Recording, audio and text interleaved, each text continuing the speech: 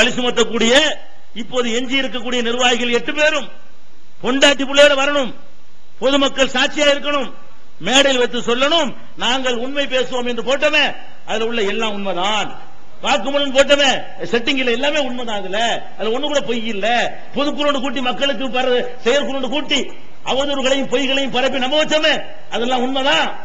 இதில் நாங்கள் பொய் சொல்லி இருந்தால் எங்கள் மீது எங்கள் பொண்டாட்டி பிள்ளைகள் மீது அல்லாஹ்வுடைய லானத்து ஏற்படட்டும் என்று அவர்கள் கேட்கணும்.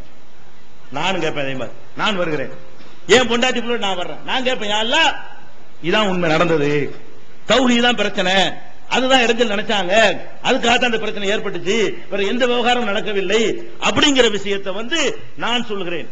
உங்கள் மீது வேறு என்ன குற்றச்சாட்டுகளை எல்லாம் நாங்கள் சொல்லி இருக்கிறோமோ அத்தனை குற்றச்சாட்டை சொல்லிவிட்டு நான் சொல்றேன், யா அல்லாஹ் நான் இதில் பொய் சொல்லி இருந்தால், என் பக்கம் பொய் இருந்தால், இவர்கள் விஷயத்தில் நான் சொன்ன குற்றச்சாட்டு பொய்யா இருக்குமே ஆனால் என் மீதும் என் மனைவி மக்கள் மீதும் உன்னுடைய லானத்தை இறக்கு என்று நான் கேட்க தயார். தவறான பகுதிகளை பரப்பக்கூடியவர்களுக்காக பகிரங்கமாக நான் அறைகூறுகிறேன். என்ன அறைகூவல்? எங்களுக்கு எதிராக தப்பு பிரச்சாரம் செய்யக்கூடியவர்களுக்கு திராணி இருந்தால் இப்போது தமுமுகவுடைய தலைமை பொறுப்பில் இருப்பவர்கள் இதே நெல்லிக்கு போமா இருக்கலாம், ஒரு பொது மேடையில் நீங்கள் சொல்லுகிற குற்றச்சாட்டை எங்கள் முகத்துக்கு நேர சொல்ல தயாரா?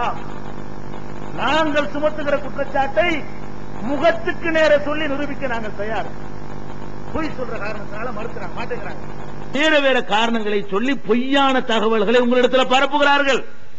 அந்த பொய்யான தகவல்களை பரப்புவார்களே ஆனால் நாங்கள் பகிரங்கமாக 2 அறைகூவலை விடுகிறோம். இதை தவிர வேறு காரணத்தை சொல்வீர்களே ஆனால் இது போன்ற ஒரு மேடையை போட்டு இப்போது பொறுப்பில் இருக்கக்கூடியவர்கள் எங்கள் முன்னிலையில் அந்த குற்றச்சாட்டை சொல்லணும். எங்க முன்னிலையில் சொல்ல நீங்கள் தயாரா இருக்கணும். ஆயுதரை கூப்பிடுங்க, ஜவாஹர்ல கூப்பிடுங்க, என்னையும் கூப்பிடுங்க, பாக்கரையும் கூப்பிடுங்க, ஒரு மேடையில் வர்றோம், என் முன்னாடியே சொல்லட்டும். இதைத்தான் நான் மேடைகளில் சொல்லியிருக்கேனே தவிர சவால் பெற்றிருக்கிறேன். அல்லது விவாதம் பண்ண வேணாம் நினைக்கிறீங்களா? நான் பொண்டாட்டி பிள்ளையோட வர்றேன், நீ பொண்டாட்டி பிள்ளையோட வா, அல்லாஹ்வின் மீது என்ன செய்வோம், இது யார் பொய்யர்களா இருக்கிறார்களோ அவர்கள் மீது அல்லாஹ்வுடைய சாபத்தை 2 பேரும் சேர்ந்து கேட்போம், அதுக்கு நான் தயார், நீ தயாரும் கேட்கிறேன். இதுதான் நான் சொல்லிக் கொண்டிருக்கிறதே தவிர ஜவாஹர்ல 10 லட்ச ரூபாய் பணம் வந்துச்சு, 5 லட்ச ரூபாய் தின்னுட்டாரு, அவர் இந்த பொம்பளை கைப்பிடிச்சு விட்டாரு, இப்படி நான் சொல்லியிருக்கேன்னா? இந்த மாதிரியான அவதூறுகள் நான் பரப்பி இருக்கிறேன் யாரை பத்தியாவது? ஆனால் நான் பரப்புவதற்கு நிறைய விஷயங்கள் இருக்கிறது, பரப்ப மாட்டேன். என்ன நடந்தது அதுதான் சொல்லுவேன். சில விஷயங்களை சில காரணத்துக்காக வேண்டி எல்லாரும் கலந்து நாங்கள் செய்வோம், அதை தவிர அவர் வழியில்லை என்பதற்காக சில செஞ்சிருப்போம். நானும் சேர்ந்து செய்த ஒரு முடிவை நான் தவறுன்னு சொல்ல மாட்டேன், சொல்லக்கூடாது. நானும் சேர்ந்து எடுத்த ஒரு முடிவை நான் எப்படி தப்புன்னு சொல்றது?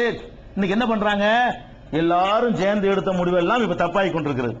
எல்லாம் சேர்ந்து சில ஆட்கள் வெளியேறி போட்டோம், வெளியேறி போட்ட ஆளுகளை நான் உள்ள சேர்த்துட்டாங்கன்னு என்ன அர்த்தம்? என்ன காரணத்துக்கு வெளியேறி போட்டீங்க? பணம் களவாடிட்டாரு வெளியேறி போட்டீங்க. நான் வெளியே வந்து உள்ள சேர்த்துக்கிட்டீங்க என்ன அர்த்தம்? பயங்கரவாத செயலில் ஈடுபட்டாரு வெளியேறி போட்டீங்க. என்ன தூக்கி போட்டு மறுபடியும் அவர் உள்ள இருக்கிற என்ன அர்த்தம்? இந்த மாதிரியான அதே நிலையில் இருந்து கொண்டிருக்கிறோம். ஒரு நபர் மீது ஒரு ஆதாரத்தோடு குற்றம் சுமத்தி வெளியேற்றி விட்டால் அவர்கள் வெளியேற்றப்பட்டவர்கள் தான். எதிரிக்கு எதிரி நண்பன் பாலிசி நாங்கள் இருக்கவில்லை. இன்னைக்கு வரைக்கும் தனித்து விடப்பட்டிருக்கிறோம். தமிழகத்தில் தனிச்சு நிக்கிறோம். எல்லாம் ஒண்ணு சேர்ந்திருக்கிறார்கள். எல்லாம் யாரு? தமுமுக ஹராம் தாங்களே, அவர்களும் தமுமுக ஒண்ணு சேர முடிகிறது. மார்க்க அடிப்படையில் ஹராம் என்று பத்வா கொடுத்தவர்கள் எங்களை காட்டி கொடுத்து விட்டார்கள் தமுமுக சொன்னார்களே, அவர்களும் தமுமுக ஒண்ணு சேர முடிகிறது. நாங்கள் போய் சேர நினைத்தால் சேர தயார், நாங்கள் சேர்க்க தயார் இல்லை. எதிரிக்கு நண்பன் இல்லை. என்னத்துக்கு உன்னை வேணாண்டமோ அது இன்னைக்கு வரைக்கும் இருக்கிறது. அந்த காரணம் இன்னைக்கு வரைக்கும் இருக்கிற வரைக்கும் நாங்கள் யாரோடையும் காம்ப்ரமைஸ் பண்ணல, அப்படி ஒரு நிலைப்பாட்டில் இருந்துகிட்டு இருக்கிறோம். கூட்டம் சேர்க்கிற வேலையை செய்யலைங்க. அதனால எங்க சைடுல நாங்க எந்த அவதூறும் பரப்பல. மக்களை குரூப் பிரிக்கிறது அதாவது ரசூலுல்லாஹி இருந்த காலத்துல யாரையுமே பிரிச்சதா பார்க்கணும் கிடையாது. புரிஞ்சவங்க ஒன்னா சேர்ந்தாங்க, பல குரூப்பா இருந்தவங்க ஒன்னா சேர்ந்தா இஸ்லாத்துல தௌஹீத். ஆனா இப்ப போற போக பார்க்கும்போது ஒவ்வொரு ஆள் ஒரு குரூப் மாதிரி போயிட்டு, நான் ஒரு குரூப், அவங்க ஒரு குரூப், இந்த மாதிரி குரூப். இதுக்கு என்ன இது இஸ்லாத்தின் அடிப்படையா இது செய்யறது, ரசூலுல்லாஹ் வழியா இது தனிப்பட்ட தனி மனிதனுடைய சுய நலனுக்காக தான் இது டிவைட் ரூல் பண்ணிட்டு இருக்காங்க. ஆண்டு பிரிச்சு நம்ம ஆண்டுகிட்டு இருக்காங்க மாதிரிதான் இது போயிட்டு இருக்கு. இது நம்ம பின்னோக்கி தான் போயிட்டு இருக்கோம், முன்னோக்கி போகணும். ரெண்டாவது இப்போ ரீசெண்டா வந்து கோயம்புத்தூர்ல ஒரு சவால் வந்துட்டாங்க. கோயம்புத்தூர்ல வந்து முன்னாள் தமுமுக வசூலித்த தொகை அத்தனையும் அவங்க கொடுத்தது வந்து தமுமுக சேர்ந்தவங்க மட்டும்தான் கொடுத்தாங்க. பாதிக்கப்பட்ட மக்கள் வந்து தாமுக காரங்க இல்லாம எல்லாரும் இருக்கிறாங்க. ஆனா குறிப்பிட்ட ஐடென்டிஃபை பண்ணி அவங்களதான் கொடுத்தாங்க, எங்களுக்கு தாங்க. இதை கோயம்புத்தூர் வழக்கில் பாதிக்கப்பட்டிருக்கிற மக்களுக்காக வேண்டி ஒரு குறிப்பிட்ட தமுமுக ஆள்களுக்கு மட்டும்தான் உதவி செஞ்சாங்க, மற்றவங்களுக்கு உதவி செய்யலன்னு சொன்னாங்களே, அது உண்மையா அப்படின்னு கேட்கிறாங்க. ஒரு சாராருக்கு மட்டும் நாங்கெல்லாம் இணைந்திருந்த தமுமுக மூலம் உதவி செய்தோம்னு சொல்றாங்க. அந்த சாரார் யாருன்னு நீங்க விளங்கிக்கணும். அந்த சாரார் யாருன்னு கேட்டா குண்டு வெடிப்பில் சம்பந்தப்பட்டவங்க இல்ல. குண்டு வெடிச்ச பிறகு அங்க ஒரு கலவரம் நடக்குது. ஏன்னா பாதிக்கப்பட்டவர்கள் இந்து மக்கள்லாம் வந்து கொதிச்செழுந்து என்ன செய்யறாங்க, முஸ்லிம்கள் இருக்கிற பகுதியில் அட்டாக் பண்றாங்க. அப்படி அட்டாக் பண்ண ஒரு ஏரியா தான் கருணாநிதி நகர், கோயம்புத்தூர்ல உள்ள கருணாநிதி நகர். இந்த கருணாநிதி நகர்ல உள்ள அட்டாக் செய்யும் பொழுது அங்க உள்ள தமுகவுடைய பொறுப்பாளர்களாக இருந்தவர்களும் உறுப்பினராக இருந்தவர்களும் நம்ம சகோதரர்களும் அதுக்கு எதிராக கவுண்டர் கொடுக்குறாங்க. அடிக்க வரும்போது சமுதாயத்தை காப்பாற்றணும்ல, அந்த வகையில ஆர்வாகத்தையெல்லாம் எடுத்து பெட்ரோலை வீசி ஒரு மாதிரியா அவர்கள் ஊருக்குள்ள நுழைந்து விடாமல், தெருவுக்குள்ள நுழைந்து விடாமல் ஃபைட் பண்ணாங்க. அது ஒரு 44 பேர் நினைக்கிறேன், 46 4 ரவுண்ட் ஆகாமல 44 அநேகமா 44 பேர். இந்த 44 பேரும் அதுல உள்ளவங்க. அவங்க என்ன செய்யறாங்க, குண்டு வெடிச்சு பிறகு இந்த கலவரத்தில் ஈடுபட்டவங்களையும் போய் குண்டு வெடிப்பு கேஸோட சேர்த்து ஒரே கேஸ் ஆக்கி போட்டு விட்டாங்க. தனித்தனியா பிரிச்சு போட்டிருந்தார்களே, ஆனால் அவங்க அன்னைக்கு வெளியே வந்திருப்பாங்க. இவங்களுக்கு ஜாமீன் கிடைக்க கூடாதுங்கிறதுக்காக என்ன பண்ணிட்டாங்கன்னா சேர்த்துட்டாங்க. அதுல குண்டு வெடிப்புல சம்பந்தம் இல்ல, நம்ம அமைப்பை வந்து கட்டி காத்துக்கிட்டு இருந்தவங்க பாதுகாப்புக்காக தான் செஞ்சிருக்கிறாங்க என்ற அடிப்படையில் அவர்களுக்கு உதவ வேண்டும் என்று நாங்கள் முடிவெடுக்கிறோம். ஏன் டிஃபரெண்ட் பண்றோம்னு கேட்டா அவங்களுக்கு அந்த கேஸ்ல சம்பந்தம் இல்ல.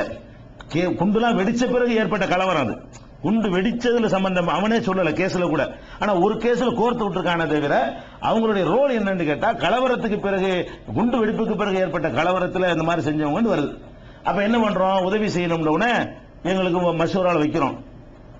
ஒரு பெரும்பாலான சகோதரர்கள் சொல்றாங்க வேணாம், ஏன்னா ஏற்கனவே இவ்வளவு செஞ்சிருக்கிறோம், அள்ளி கட்டிக்கிட்டு இருக்கிறோம். கோயம்புத்தூர் குண்டு வெடிப்புக்கு பிறகு நம்ம 2.25 கோடி ரூபாய் வசூல் பண்ணி கொடுத்தோம்.